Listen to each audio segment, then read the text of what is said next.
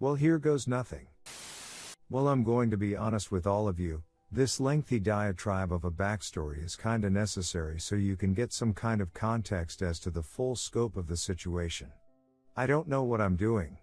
I don't know why I'm here RN, because I know I shouldn't be, but here I am. Okay, so in 1995 I met this girl, my current wife.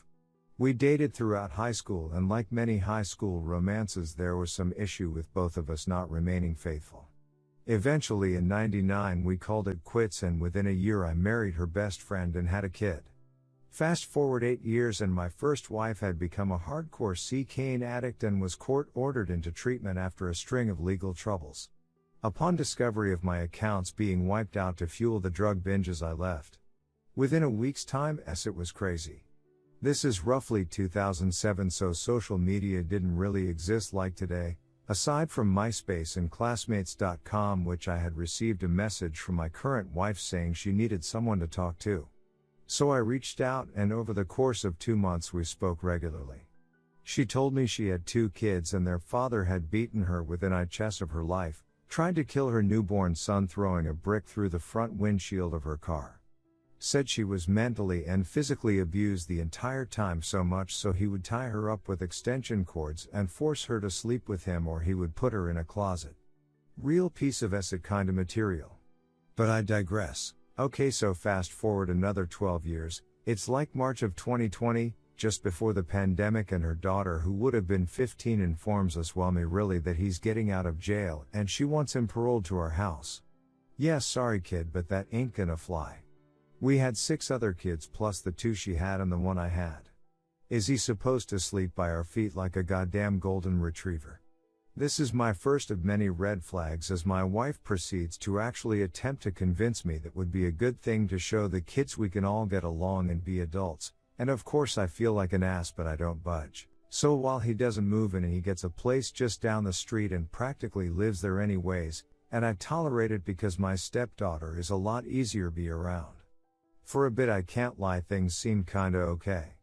Then all of a sudden, like out of nowhere, my wife starts having serious mental health issues, like seeing dead people all over our kitchen, walking into our refrigerator issues. Like swearing there was a 4 feet tiny woman living in the couch who came out to blow me when she would go to the bathroom. These are not exaggerations, she was really going through it. One night in particular I went with the ex-husband to help him cut trees down for firewood, and this is where I began to see something wasn't what it seemed. As we are gathering wood, this one tree that he had partially cut suddenly broke and came swinging at me, and missed me by inches. Before it could even travel my way, he's talking to my wife on phone telling her I had been seriously hurt. But I was fine. Chalked it up to paranoia on his part and let it go. Another time going to pick up pizzas with him, he suddenly begins driving like a maniac, stating he was watching us being followed for the last several minutes. He approached our house and the neighbors are in their cars chatting as neighbors do, and he proceeds to floor it and opens his door to roll out after grabbing the wheel so that the brunt of the impact is all on my side of the car. Again, chalked to paranoia. So now my wife has suffered a miscarriage and is deeply distraught, on top of spiraling mental health and the fact our landlord had collected a year of rent and never paid the mortgage, so we were being put out by the county. I had convinced her to seek help and get meds. She did. Things turned back to kinda normal, although brief. One late night, early morning, she starts to cry as we were getting pretty intimate. She tells me she thinks she is still in love with him and she never processed all these feelings cause of him being in jail most of the last 13 years. This crushes me. Ducking destroys me. She begins spending alone time with him, time I wasn't aware was being spent. And then one day in at the house finishing packing, she has to go get boxes from him. I say, just go on, drop me at the house to finish and just hurry up and get back.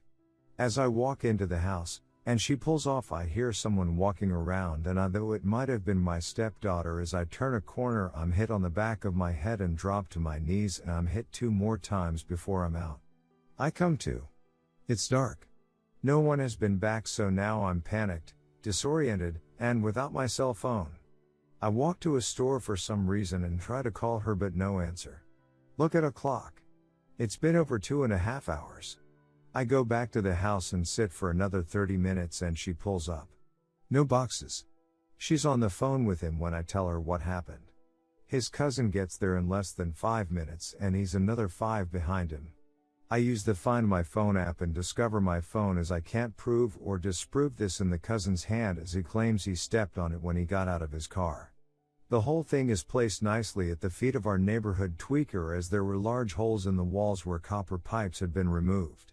But now I am seeing a pattern I had ignored due to blind loyalty to this woman. Another few weeks of the same, phone calls while asleep, and reasons to run into each other in public places every time she leaves the house. And I finally had enough and said I was done pretending this it isn't going on that it has been for a long time and what is wrong with her just being so out there with it, and of course I'm called everything you could think of and more. She causes a huge fight and leaves.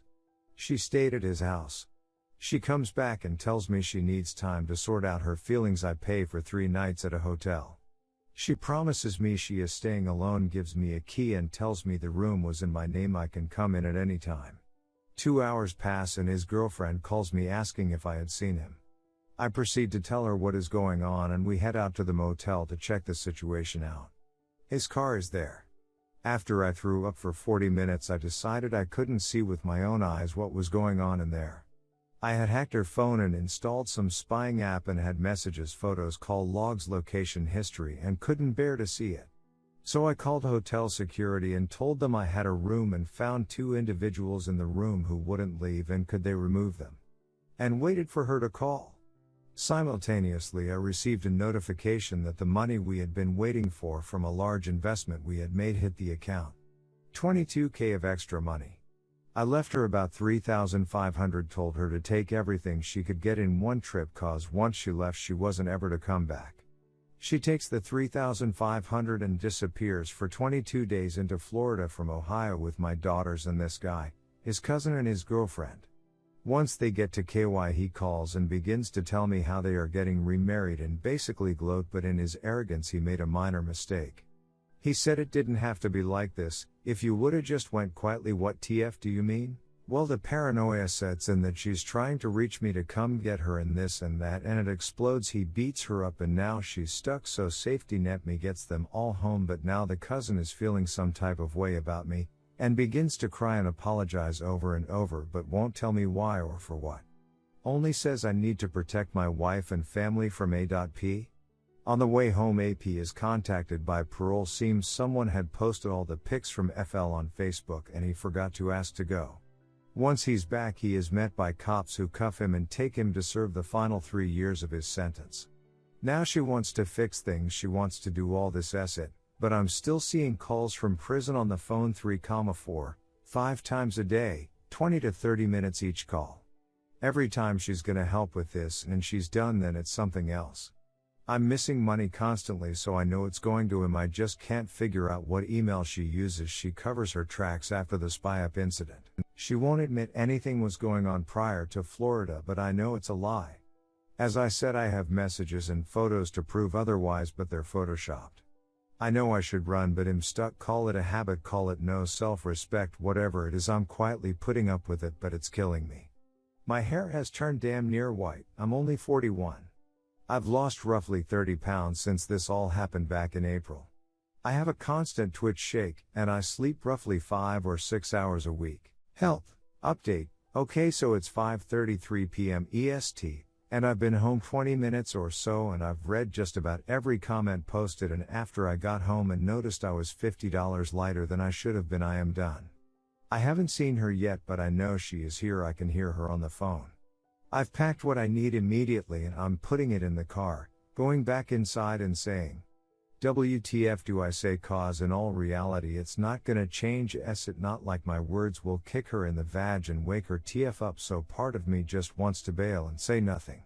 I'm changing my cell phone number. I have a meeting at 10 a.m. with my attorney who knows a good divorce lawyer. I'm guessing staying at one of my stores or the restaurant isn't the best idea, so not sure where I'm going, but I will know when I get there. Huge update, this is unbelievable. She got married initially on New Year's Eve of 2005, in a city roughly 5 miles from where we grew up, but in another state. When we were married, it was in our home state. She filed her divorce herself, using some website or some nonsense. Cost her $400. And it was a total scam. Now here in my home state we have a little law that states basically marriage trumps claims of paternity. So if you're married, you're automatically listed on any child your wife might deliver. She was never divorced. They've been married this whole ducking time. We never had a legal marriage. Legally, and as far as paying her child support, I'm off the hook, which means she isn't going to even attempt to try to keep them. What a ducking difference a day makes.